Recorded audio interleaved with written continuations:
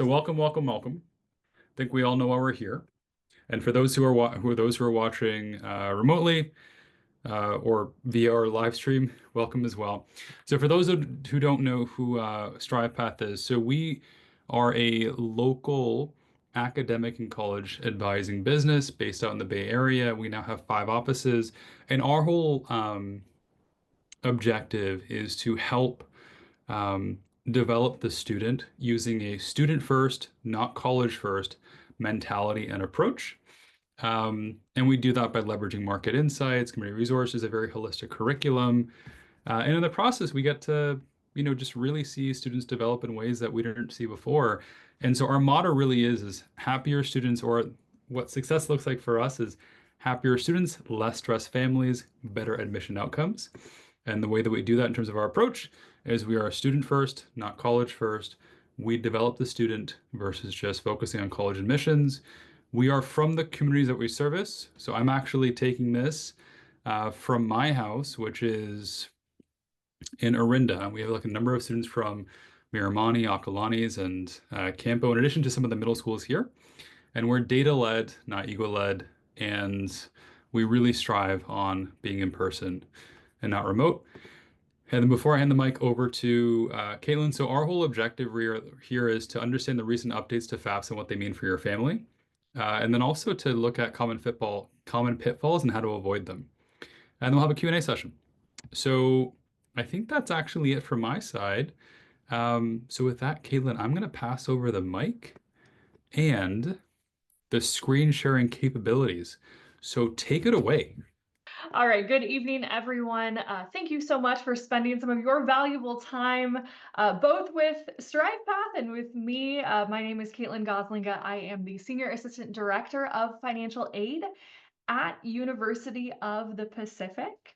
I want to share just a little bit about Pacific for those of you that may not be familiar with my institution.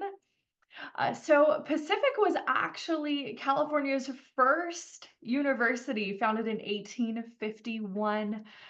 First was kind of out in the Bay Area, but we since moved to Stockton around 100 years ago. And so you'll find our majority of our undergraduate student body on our Stockton campus. But we are a 3-campus university. We have our Dugoni School of Dentistry in San Francisco. Beautiful building there in the heart of the Bay Area, as well as our McGeorge School of Law and our growing School of Health Sciences out in Sacramento. So really excited about the growth that Pacific is going through. Hopefully going to be around for another 100 years.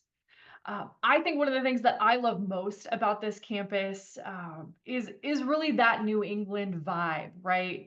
You can tell from this photo, you see the brick, you see the ivy. Doesn't feel like you are in Northern California when you are on campus. So it is just as beautiful as that picture shows. I can certainly attest to that. And last but not least, before we kind of move into the financial aid piece, a little bit, some stats here. I won't read them all to you, but I would say one of the hallmarks of a Pacific education would be the experiential learning opportunities that our students have.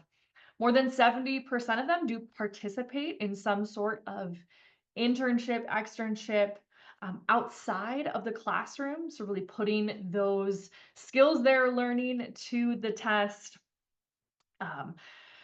I think another really big thing that I know our students love about Pacific is they do really get that small school feel, right? You can see 14:1 student to faculty ratio, average class size is 24 students, right? So this is a place where your professor knows your name, but you have big school options, right? We have 80 plus different majors. So for being such a small school, right, about 4,000 or so undergraduate students, got a lot of choices, which is really great. I think in this life we love choices. So little bit about us here. For any of you that would like to check us out more, we are on the web, of course, at pacific.edu. But the reason you are all here tonight is to learn more and really see a live demo of the FAFSA. So we will start here. The FAFSA stands for the Free Application for Federal Student Aid. You can find the form at the studentaid.gov website. And the FAFSA is available for students who are U.S. citizens or permanent residents, eligible non-citizens. So for those of you that are perhaps a senior or you have a high school senior currently who is looking at college for next fall, you would be completing the 2025-26 FAFSA, which is available right now, has officially launched. It is available to complete. And I would say the biggest myth that I bust, sorry about that. Don't know if that screen blanked for everybody else. But the biggest myth that I bust about the FAFSA year in and year out is that, oh, you only have to do it one time and you're good. That is not true, my friends. You are going to file a FAFSA each and every year that your student is in school, right? And even perhaps continuing on to graduate or professional school. And I know that there may be families, and we hear this, right? Maybe families that say, oh, we make way too much. We're not going to be eligible for any financial aid. Why would I waste my time filing the FAFSA? Right. And I understand that sentiment, right? You would be filing the FAFSA perhaps for those families that are in those higher income brackets, perhaps to only see a result in maybe being eligible for federal student loans, right? But if I were to ask you all if you have insurance, if you have health insurance, if you have car insurance, you have homeowners insurance, right? We don't hesitate to insure the things that we want to protect in this life. And in many cases, you have to legally, right? We would all agree that insurance is really important. That is how I see the FAFSA in those situations where families may be outside of those income brackets to be eligible for, let's say, federal grant aid, right? Oftentimes, life throws curveballs, and those are not things that we plan for, right? No one plans for a job loss or, heaven forbid, a death in the family. When life throws those curveballs, oftentimes they come with a financial cost. And in a time of financial crisis, let's say something has happened, a job loss has occurred, and you need some additional assistance with paying for tuition or housing at the school that you are at, that financial aid office is going to ask you to start with filing the FAFSA, right? So in that time of financial crisis, we really want to help. And if we've got a FAFSA on file already, even if you haven't pursued that student loan option, right, it can help us help you in those scenarios. So that's always my encouragement to families, no matter what your income is, file the FAFSA each and every year because we may need it, right? In a scenario like I just described. This form is separate from the CSS profile. The FAFSA is a federal form, so it's going to be used to determine federal financial aid eligibility. It could also be used to determine state financial aid eligibility. So here in the state of California, we have the Cal Grant program. The FAFSA is going to be used to assess for the Cal Grant. However, institutions themselves oftentimes have their own institutional resources. Some of those schools may also require students to fill out the CSS profile in addition to the FAFSA. So around 250 plus colleges and scholarship programs that will ask for the CSS profile. Again, this is in addition to the FAFSA. The profile itself is like a more in-depth version of the FAFSA. It's going to ask for more financial information from the family because that school is really wanting to look at, who they are going to give perhaps sometimes their limited aid resources to. So again, if you're not sure if the school that you are looking at requires the CSS profile, That will be very clearly stated on the financial aid section of their website. You can also go out to the profile site as well to see the list of schools. It is a little bit different than the FAFSA again. So some schools may require the profile from both sets of parents. In the case of a divorce or a separation, the FAFSA, not quite the same. And the profile does cost. It's about a $25 fee. There are fee waivers available, whereas the FAFSA is free. At Pacific, we are not a profile school, so that is about the extent of my knowledge on the profile. But just wanted to make families aware that sometimes there you might do two financial aid applications, right? Everyone does the FAFSA, but some families, in addition, may need to do the profile depending on the schools that they're looking at.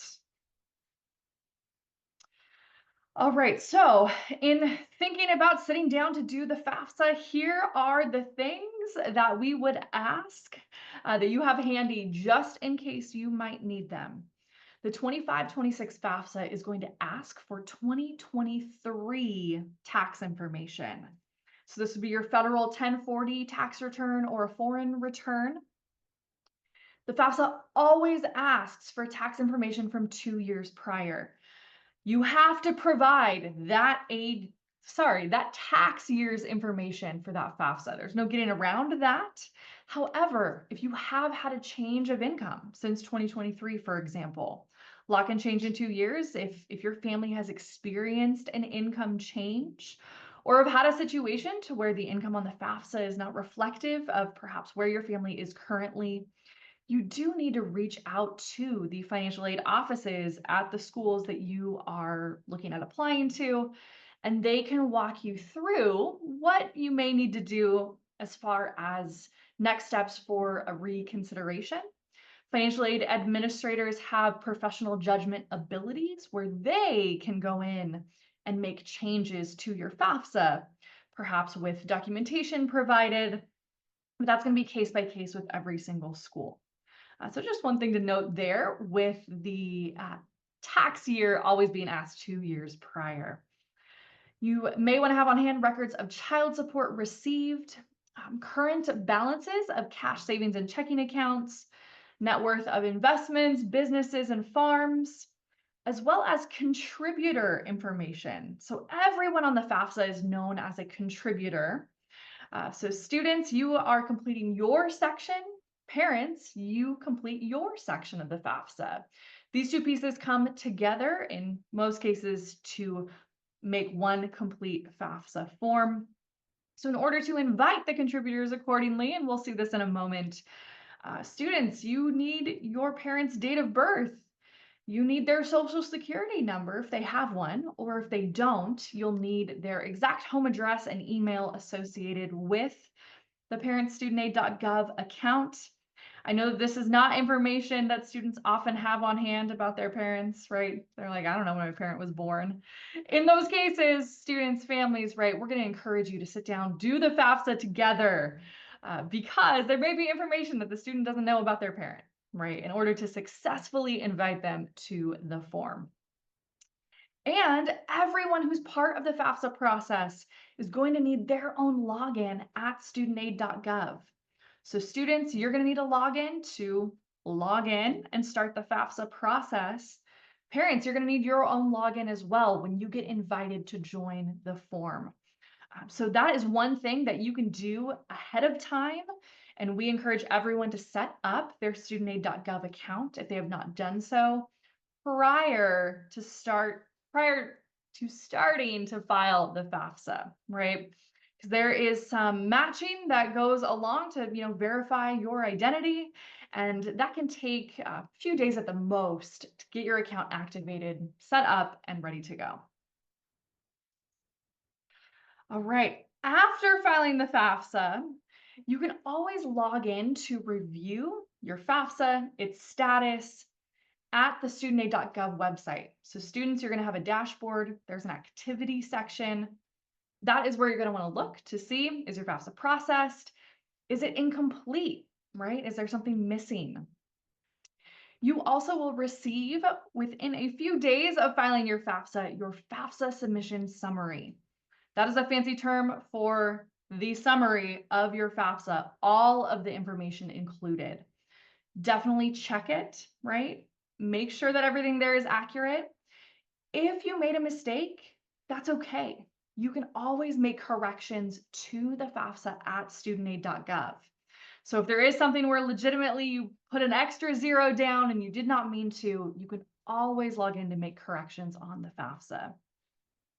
If anyone is having any account issues or if the form is not acting correctly, we always advise to contact Federal Student Aid. Got their phone number right here. Also, financial aid offices, we may be able to do some troubleshooting as well. So you can always start with us. If it's something a little bit that's out of our hands, then may need to escalate that login issue perhaps with Federal Student Aid, because they can kind of see on the back end, whereas we really can't in some situations. All right, and just wanted to make note of course, this is all of StrivePath's contact information. So if you wanted to take a minute to jot that down, Sunny, I'm sure it's also available on your website, I would have to imagine. Totally. All right, I'm going to switch over to the FAFSA demo site that I have access to here. So just give me one moment, everyone, and we are going to go ahead and we will get started actually looking at the FAFSA process here. And as you do that, actually, yeah, we had a webinar with Beacon College Funding Solutions where we talked a little bit about the FAFSA and the CSS, just more like at a high level. And yeah, they suggested, well, they mentioned CSS over 200 colleges that use it, but very small, uh, you know, it's a very small minority. But they also mentioned that, well, the FAFSA, the intent is for us to make it a lot more simple, right, and make it more accessible. CSS, however, is like a very different beast. A lot of questions, very in depth. Um, so that was also, I think that was actually pretty. I learned something new that day as well when they suggested that. Yeah, I would definitely recommend, if you have to do the profile, if you're struggling with it at any point, definitely reach out to the financial aid offices at those schools. They are going to be so well versed. They require it. It's their form. They certainly will be able to assist for anyone that's having any kind of struggles with that form in particular. All right, hopefully this prototype site shows up on y'all's end there. Perfect. Got the thumbs up here. Very good. So again, disclaimer, this is a prototype for demonstration purposes. The actual FAFSA does look very, very similar to this. Little bit different, little changes, but for all intents and purposes, you will get the feel of what the FAFSA looks like. So the student logs in at the studentaid.gov website, right? We see that login there in that top right-hand corner. So again, this is where you will need that FSA ID and password. You'll see the FAFSA tab up at the top. That is ultimately where you click to start the FAFSA, and it will take you to this screen we see here. This is where an individual can start a new form, and then eventually, right, if they need to edit an existing form, or if a contributor, right, a parent needs to accept an invitation to the form, can do that from this site here. So this example tonight is going to be student named Raya Tran. So we will go ahead, we will start her 25-26 FAFSA. Technically, parents can begin the form and then invite their student moving on. We advise the student starts the form.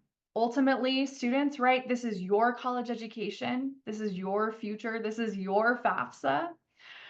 You can do it the other way, but from what we've seen in our experience, that is the most streamlined way, prevents any errors in answering questions and how they might be worded, and also any kind of technical errors, right? We want to avoid those, so that's our advice.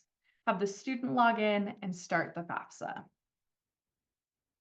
From here, you're going to see a handful of videos that are going to walk through a little bit of what the FAFSA is, what opportunities it can give you, right? You're going to be reviewed for grants, scholarships, work study funds, student loans, all of those different aid opportunities. We're not going to watch these tonight, but I advise you to take a look at them.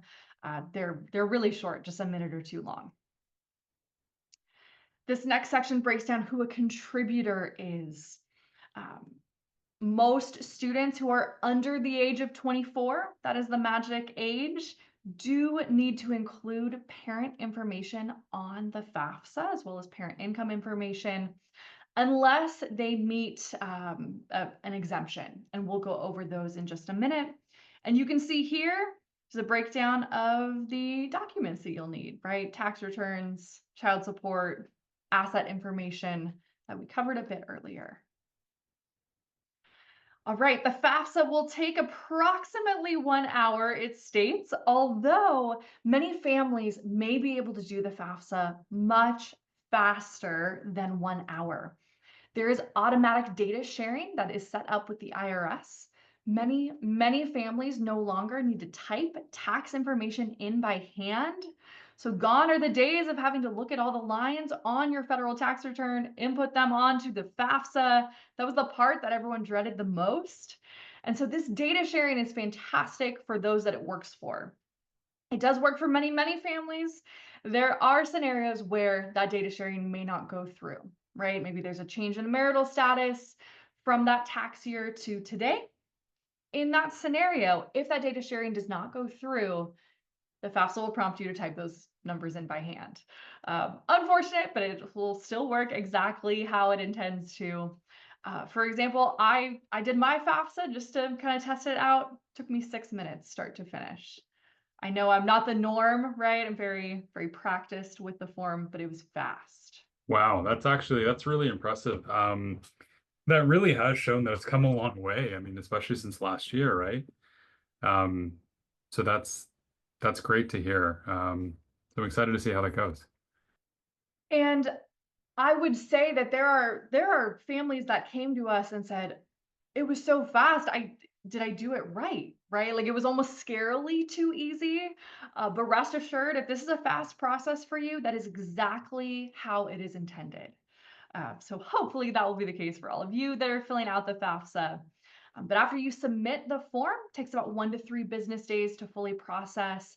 And that's where you're going to get that FAFSA submission summary. That's going to include your student aid index. That's that figure that the FAFSA kind of spits out at the end, which schools, right, colleges, universities use to determine your aid eligibility at that individual school.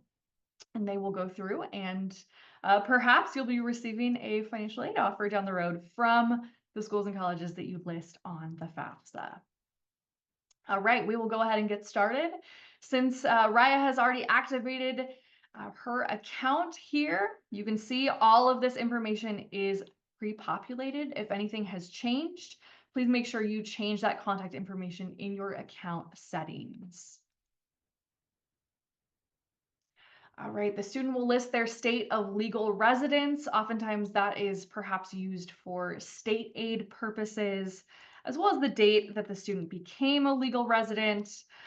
If you're not sure, you don't know the exact month, that's fine. A ballpark number is fine here.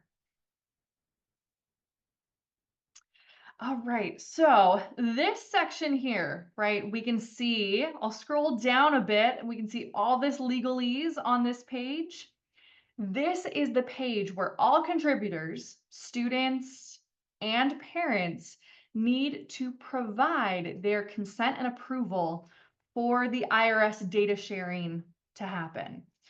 Even if you did not work or file taxes in 2023, right? You might think, oh, I don't even have a tax return. I'm just gonna hit decline because there's no information on file for me. Do not hit decline here. Anyone who hits decline will not be eligible for financial aid. There's no getting around that unless you go through and make a correction and hit approve. For those of you that didn't work or file taxes, what's going to happen is the IRS is going to come back and they're going to let us know that they do not have any information on file for that individual. And that's exactly what we need, right? Because you're saying that you didn't work or file taxes, and the IRS is also attesting to that, that they don't have any information or a record for that individual. So everyone here needs to hit that consent and approval button. That's going to allow that tax information to be shared automatically. Going to save many of you all a lot of time. Obviously, I didn't read all of those terms and conditions for tonight, but you all will make sure you do that reading when you get to this section. You can see some FAQs here as well. We will talk a little bit about married spouses and joint tax filing, separate tax filing in just a moment here. Because oftentimes that's a big question, right? If you've got two parents, do both of them need to do their sections of the FAFSA? We'll talk about that in just a moment. So the student will hit approve here, and you'll see this status update. And if that data sharing is successful, you are going to see that success checkbox here. If it's not, they'll let you know that they weren't able to transfer that information, and then you'll be presented that option to do so manually if needed. All right, this next section is personal circumstances for the student. So the student's marital status. What are these students' college or career plans? So when they begin school for 25-26, what will their college grade level be? I know that oftentimes we have students that may be doing a dual enrollment type situation, right? Where maybe you're coming out of high school and you've got an associate's degree. It's not going to hurt to check with individual schools, but oftentimes they are going to advise you to indicate that you are a first-year freshman on your FAFSA, even if you've got other units coming in, just to be able to go through the aid process. Accordingly, on their end, the school can go through and make some changes, right? Really, these grade level changes as students move throughout college associate with the amount of federal loans a student is able to borrow each year, right? As a first-year student, they can borrow a little bit, $5,500. Sophomores can borrow a bit more, $6,500 per year. Juniors and beyond, $7,500. So that's something the school can work with you on if you're in a dual enrollment situation a little bit later on down the road. But we at Pacific advise all of our students to indicate that first-year freshman. If, of course, they're not a transfer student or something along those lines. So when the student begins the 25-26 year, will they have their first bachelor's degree already? Yes or no? Many students, that answer is no. Here are the personal circumstances that potentially can exempt a student who is under 24 from having to list parent information on the FAFSA. So active duty military, veteran of the armed forces. If the student has other people who they support, right? If the student supports another individual financially. So in this case, oftentimes that example is a student who maybe has a child of their own. At any time since the student turned 13, if they were an orphan, a ward of the court, or in foster care, there would likely be documentation that the school may collect in these situations to kind of show that status. If the student was a legally emancipated minor as determined by a court, or the student was placed in a legal guardianship with someone other than their parent or step-parent as determined by a court. Oftentimes students may not read that question fully and they go, oh, I'm under a legal guardianship. My parents are my legal guardians. That is correct. However, this question is not referring to your parents, right? It's referring to court-ordered legal guardianship. They reworded that question, so it's not answered incorrectly as much, but just keep an eye on that one. If none of these apply, check that box and move on here. This question asks about a student who may have experienced homelessness. So if the student was unaccompanied and either homeless or self-supporting and at risk of being homeless since July of 2024, They would mark yes to that question if they were in that situation. If not, they would mark no and move on. And then this section talks about unusual circumstances. So there may be other scenarios not listed on those first two slides that may prevent a student under 24 from providing parent information on the form. A lot of times these are kind of some of those more serious situations that we think about. So an abusive home environment, parental abandonment or an estrangement, human trafficking, a refugee situation. Parents are incarcerated and maybe there's no way of getting in touch with the parent, or if that would pose a risk to the student, or if the student's not able to contact or locate their parents. These are not all of the situations. These are many of the common ones. If students are in this situation, they would mark yes. What's going to happen from there is the FAFSA is going to be sent to the schools and colleges, and it will have a provisional independent status that comes through. However, the school and college is likely going to need to get in touch with the student and have a conversation with them, maybe collect some documentation regarding what might be going on at home that's preventing that student from including parent information on the FAFSA. This is a process at the college known as a dependency override. So if you see that language somewhere, that's what that's referring to, is this section of the FAFSA. But if these situations don't apply, I'm going to click here, click no, and move on. And then based on the answers, Raya is a dependent student. That means Raya needs to provide parent information on the FAFSA. One more question here before we move on. Are the students' parents refusing to provide their information on the FAFSA? If yes, the student still can do the FAFSA, but they're only going to be considered for federal loans. No other grant eligibility in that scenario. But if the parent is willing to provide their information, student marks no, that's the default option here, and they move on. All right, so here is where the FAFSA is going to help you all figure out which parent needs to be listed on the FAFSA. I know oftentimes there can be many different family configurations, and it is very common that the incorrect parent information is listed on the FAFSA, believe it or not. So answering these questions are going to help the student and their family figure out who needs to be invited. So on the FAFSA form, the parent is the legal, which would be the biological or adoptive parent. So that's who we're thinking about when we get to this section. So students can ask themselves, all right, are my biological or adoptive parents, are they married to each other as of today? Yes or no? If yes, I'm going to tell you to provide information for both parents. But maybe that answer is no. Maybe those two individuals are not married. Maybe they're not married, but they live together, perhaps as married under the same roof. If that is the case, student's going to mark yes. Same thing, provide information for both parents. But let's say those parents don't live together, right? Maybe it's a divorce or a separation. They do not live together in the same household. This next question asked, did one parent provide more financial support than the other parent over the last 12 months? Yes or no? Right? In many cases of divorce or separation, there may be one parent who is financially supporting that student more than the other.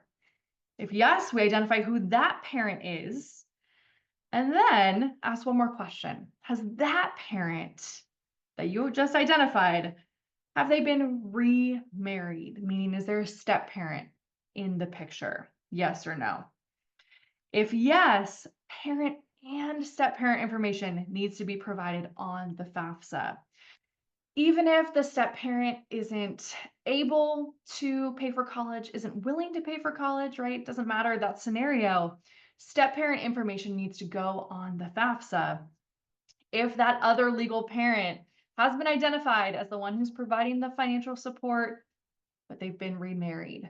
Oftentimes, step parents are completely left off the FAFSA. This is a very, very common mistake we see from families. The student thinks, and kind of rightfully so, oh, this is only asking about my biological or adoptive parents.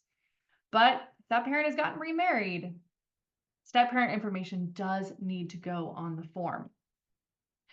But what if a student is in a divorced or separated parent status, and let's say both of those parents support that student equally, right? So we'd answer no to that question, right? Did one parent provide more financial support than the other?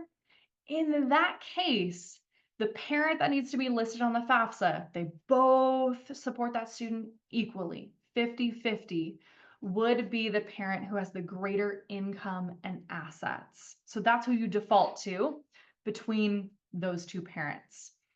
So these questions should be super helpful if you wanted to kind of get a sense of this earlier before actually doing the FAFSA. I'll drop a link in the chat. It's kind of the Who is Your Parent Wizard tool that you can complete in advance before actually getting to this section of the form. For today's demonstration, though, we are going to say that Raya's parents are married, and we're going to move on from here. All right, so this is the section where students invite their parent to the form. And in the case of a two-parent household, I know I talked a little bit earlier about tax filing statuses, right? Because everyone kind of asks, well, which parent needs to actually do the data transfer? Do they both need to complete the FAFSA? Sometimes yes and sometimes no. So parents, you're going to want to think about, in 2023, did you all file a joint or a separate tax return, right? Is it a married filing joint situation, or is it a married filing separate situation? If off the bat, you both know that you filed separately in 2023, both parents are going to need to provide their approval for that data sharing. They're both going to need logins.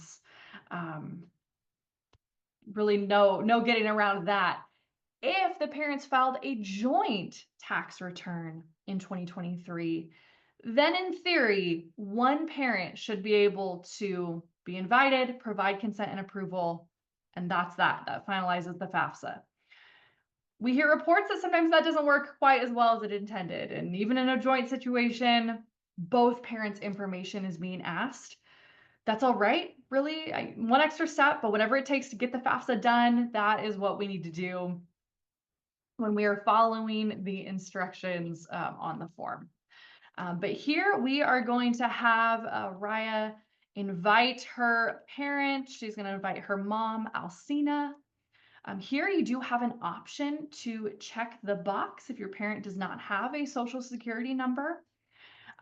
Right? If you check that box, it's then going to ask for the parent's address, their email, that's associated with the account that they created at studentaid.gov.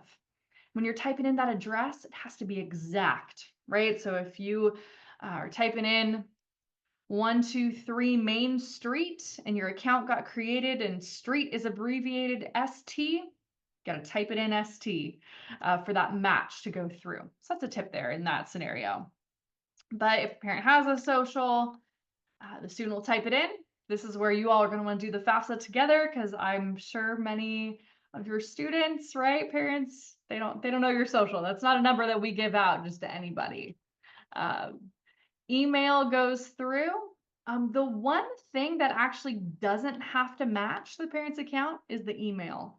In theory, this email can go to anyone, but the parent's legal name, date of birth, social security number has to match exactly with the account that the parent created at studentaid.gov. If that account has been created, of course. So here, student sends the invite and we can see that it got sent to parent number 1. You can go through and add that other parent, right? If you're not sure who needs to do the FAFSA, that other parent can be added here. Even if maybe, let's say this is forgotten and Alcina goes through, she will have the opportunity as parent 1 to perhaps invite parent 2 if needed, right, on the parent section. I know that this is all a little bit confusing when we're talking theoretically, but I promise when you get online, start doing it, it will likely make a little bit more sense for your family situation, because that IRS data sharing is going to tell you if more information is needed or if the FAFSA is totally good to go if just one parent completes their section. All right, so for tonight's example, we'll hit continue and we'll move on. This next section talks about student demographics. All of this information goes to federal databases. The school does not receive it. It does not impact a student's eligibility for aid or is used in any type of calculations. Again, we as the schools, we don't receive any of this demographic information here. So gender information, it's going to ask for race and origin information as well. Welcome to answer it. Of course, not required to. All right, student citizenship status. So is the student a US citizen or national, or are they an eligible non-citizen? If they are an eligible non-citizen, they would type in their A number here. If a student is neither a US citizen or an eligible non-citizen, they would not be eligible to complete the FAFSA. Here in the state of California, we actually have another aid form, not really going over that tonight, but that's known as the California Dream Act. So maybe students in that scenario would be eligible to do the Dream Act rather than the FAFSA. But for tonight, we will indicate US citizen and move on from here. Parent education status. I won't go into all of the nuts and bolts, but very often this question can be used to determine state grant eligibility. Some states use this answer to assess that possibility. So did neither parent attend college, one or both, but didn't finish, one or both completed, or if you don't know. Right, so oftentimes this is kind of used to perhaps determine if a student may be first generation college. Was the student's parent or guardian killed in the line of duty as a member of the U.S. Armed Forces on or after the events of 9/11 or performing official duties as a public safety officer, yes or no? Student high school completion status. So when that student goes to college for 25-26, what will be their high school completion status? Will they have a high school diploma, a state recognized equivalent like a GED? They homeschooled or none of the above? So we'll do high school diploma because that's the most common scenario. And then that student has to go through and add their high school. Here, obviously, you can see this demo just comes up with random states and cities, but you will search where you are located. You will type in your high school name, right? As you start to type that in and you hit that search button, you will see the school that you're able to go through and add. You can add a school manually if for some reason your school does not populate. Confirm that that high school information is correct and move on from there. All right, this next section talks about student finances. Much of this is similar to the parent finance section, so we'll kind of maybe talk about it in that sense. Parents, you may see a lot of these questions on your section of the FAFSA as well. If a question does not apply to you at any point, do not skip it. In fact, I don't think they'll let you even skip it. You need to put 0. So if a question doesn't apply to you, please put 0. So in 2023, did the student have an IRA rollover, right? Moving funds from one account to another. They have a pension rollover, right? Same situation, moving pension funds from one account to another. Oftentimes on your taxes, it's going to show up kind of like you had a distribution of that money, when in fact, it's simply getting moved from one place to the next. This question here, amount of college grants, scholarships, or AmeriCorps benefits reported as income to the IRS. This question is often answered very incorrectly, especially as a student moves on in college, right?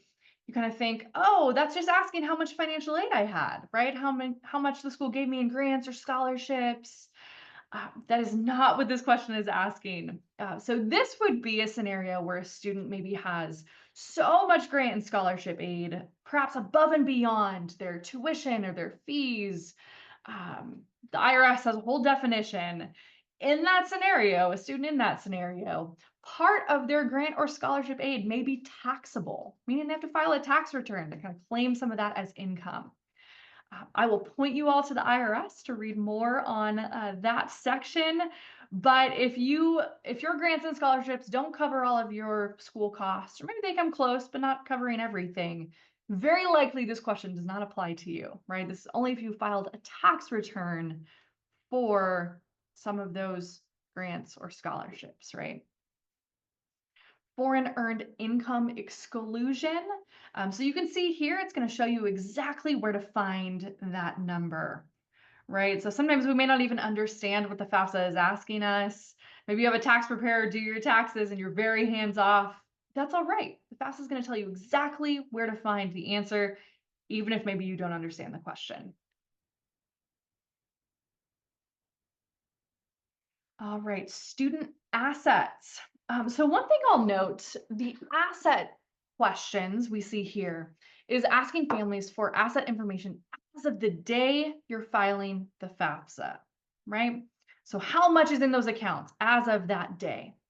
So if you have bills you have to pay, right? If you've got money in those accounts that's being earmarked for something and you just haven't made that purchase yet, or you're planning on doing so in the near future, we're going to advise you to pay all those bills, right? Pay those accounts down before you fill out this section of the FAFSA, right?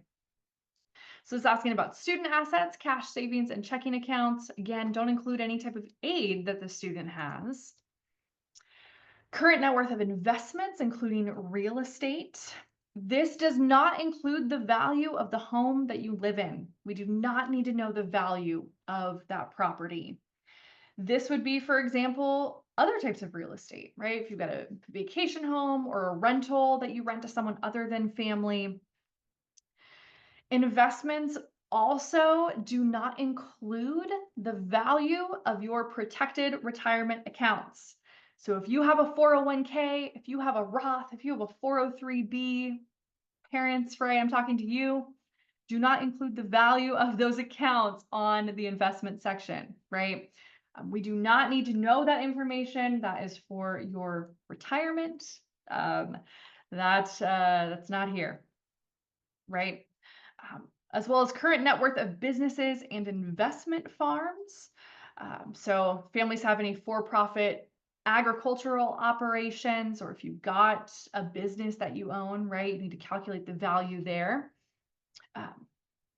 One thing I'm going to go through and list, right? We always have questions of what is an asset, what isn't an asset, and you'll see that there'll be a little info bubble on this page. I know we can't see it today, but we will go through and I'm going to list a link, hopefully that works for everyone, that gives you the laundry list of what is an investment and what isn't for FAFSA purposes, right? We don't want to put anything on this form that we're not required to. Another thing as well, I know a lot of times families do save for college through a 529 plan. In this case, if that account is designated, if the student is the beneficiary, right? They're listed as the beneficiary, but if the parent owns the account, that 529 plan would be a parent asset, right? You wouldn't report it on this student asset section. Now, if the student was the owner, that's not common, but if the student owned the account, then technically, yeah, it'd be a student asset. But oftentimes parents go through, start those accounts when students are maybe pretty young. The student's the beneficiary, that would be a parent asset. And we want it to be on the parent side anyhow. So, quick question here. So, what happens if the asset's under the grandparent's name? It does not need to get included on the FAFSA. Fun fact. All right, so this next section is going to ask about colleges and career schools for the student. You can list up to 20 schools on the FAFSA in one shot.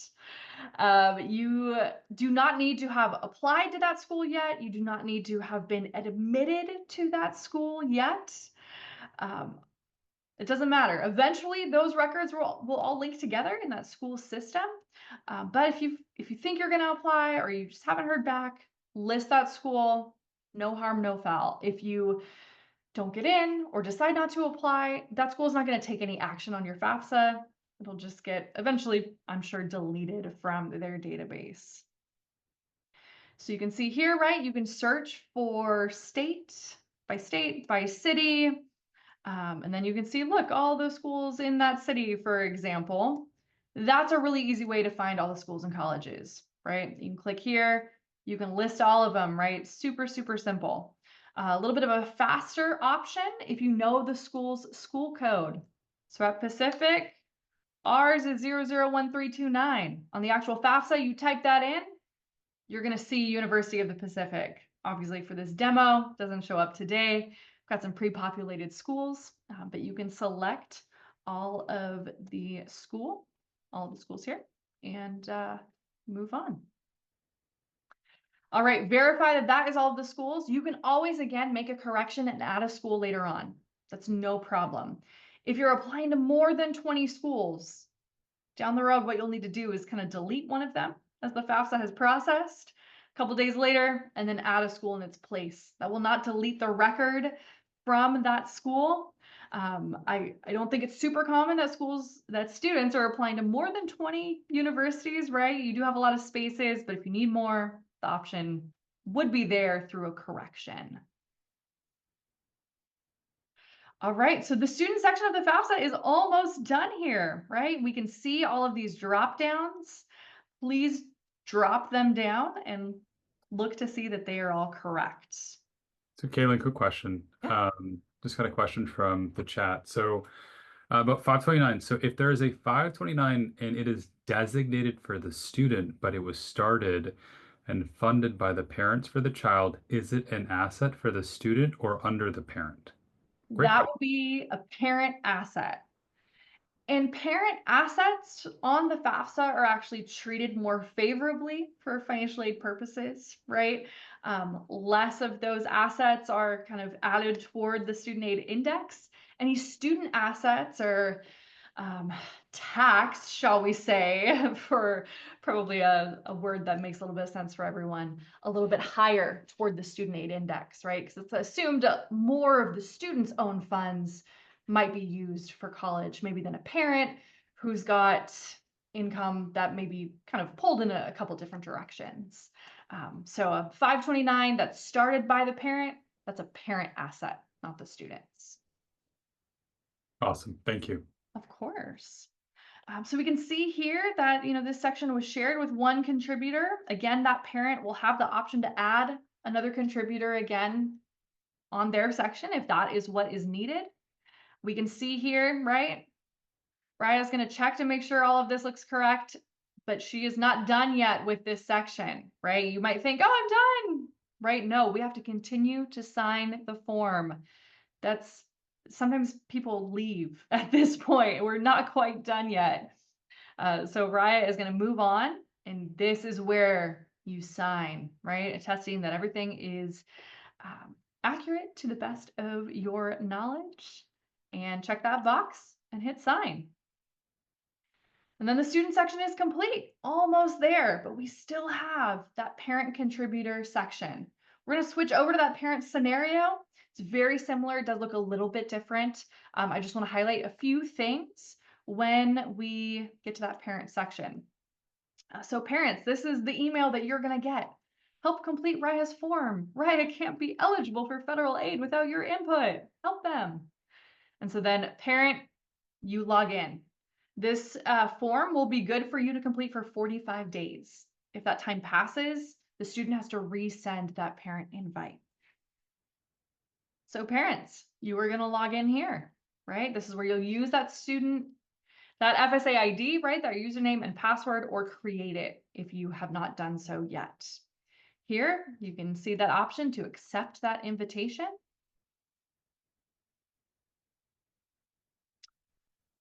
All right, and again, it says can't be processed fully until we need your information. And again, you can see, right, this parent section looks very similar to the student section. All those same videos and what you're going to need. We'll hit start the FAFSA.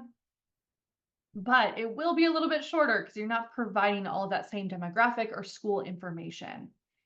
But that parent also needs to consent to that data sharing, right? They're going to hit approve. They'll get the notice if that data sharing goes through. If not, you'll again be prompted to provide tax information by hand.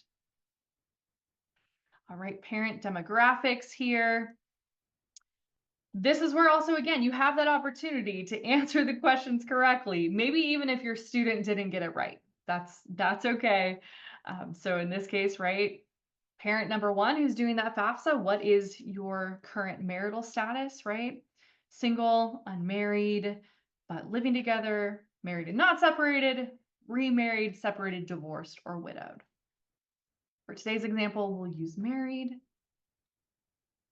And then here is where, if your other parent information, right, parent two, that spouse or partner, if their information is needed and it hasn't been provided yet, parent number one will get that information to invite parent number two. So there's a lot of places where we can make sure that that information is being accurately provided, right? A lot of safeguards, I would say, built into the form to make sure that we're getting the right information from the parent. So we will go ahead and we will invite Travis because the form asked us to, right? So we can see that other parent. So again, if this is a married filing separate tax situation, this is where both parents are providing their info. Parent one, and then parent two is going to get that invite from parent number one. All right, state of legal residence. Parent finances. Here is where some things might look a little bit different, right? This part of the form is asking for federal benefits. So in 2023 or 2024, did the parent or anyone in their family receive benefits from any of the following federal programs, right? We can see them all listed here. I'll highlight a few of them, questions that we get frequently. Free or reduced price school lunch. Do not check this box if maybe you're in a district where free or reduced price lunch is provided to all students, just on basis of economic conditions, maybe in that county, or it's kind of a holdover from COVID times. You have to know that your family income would qualify you for free or reduced price lunch. So you got to check the Federal Department of Agriculture little income ceilings there. So that's just one thing to note. Another program here, SNAP, right? The Supplemental Nutrition Assistance Program. That's the federal name, but in California, this is the CalFresh program. So if anyone in 23 or 24 in your household received CalFresh, right? All of these other benefits, WIC, TANF, SSI, you would check these boxes. But if none of these apply, move on here. Is the parent's family size different from the number of individuals claimed on their 2023 tax return? So sometimes the people that you claim on your return may not necessarily be the right number of people who are actually living in your household. So if you think there may be a difference there, you have the opportunity to make sure that your household folks are accounted for correctly. I can show you what this looks like, right? So if you say, yes, it's different than the people I claimed in 2023. Here you can go through, you can list all of the people, right? So we've got these assumptions built in already. We got the parent, the spouse, the student, but maybe we need to include children or other dependents.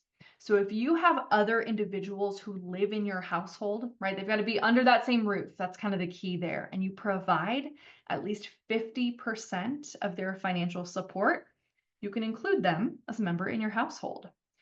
You can also include other older children under 24 who are away at college. I know they're not technically like under your roof, but you can make sure those students get added as well. Let's just say in this example, we need to add 2 other siblings. They were missing from the taxes in 2023. Maybe this family had twins or something, right? So we can see it increases that family size. We want to make sure that that looks correct if you're not certain about who is claimed on your taxes. All right, how many of those individuals will be in college? Do not include the parents. In this case, just the student, so we'll list that there. And then again, all of these questions are the same that we covered earlier, right? I did get one question in the chat that I just want to make sure that I address here. The individual said for the scholarship section or student assets, what if we get a new scholarship after we submit the FAFSA? Will we have to edit or input it in? No, not necessarily. And so I just want to make sure that I know this question is a little bit confusing. On its face, it may look like it's just asking you how many scholarships did you get, but that's not what this question is asking. So students, if you did not file a tax return, or if you never file a tax return to kind of claim these scholarship benefits, again, this is kind of rare, right? These are situations where a student might have a complete full ride at an institution, right? Not super common. They might need to consult with a tax preparer and they might have to claim some of that scholarship aid as income. Again, this is not common at all, right? If you have to pay a little bit to your college, right? Maybe you're on a payment plan every semester. That's typically a sure sign that your aid doesn't quite cover all of your costs at that school. Again, consult a tax preparer, right? If you have specific questions, financial aid administrators have really good tax knowledge, but at the end of the day, we are not tax professionals. All right, annual child support received. All right, parent assets, current total of cash, savings, and checking accounts. Again, these are all the same questions that we covered a little bit earlier. So I'll go through and mark that there. And there may be some families that may not even need to answer asset questions, right? If your income is under 60,000 or so, the FAFSA has some smart logic. It may not even prompt you for asset information, right? That's just going to depend on every single household though. All right, we can see here that parent section is done.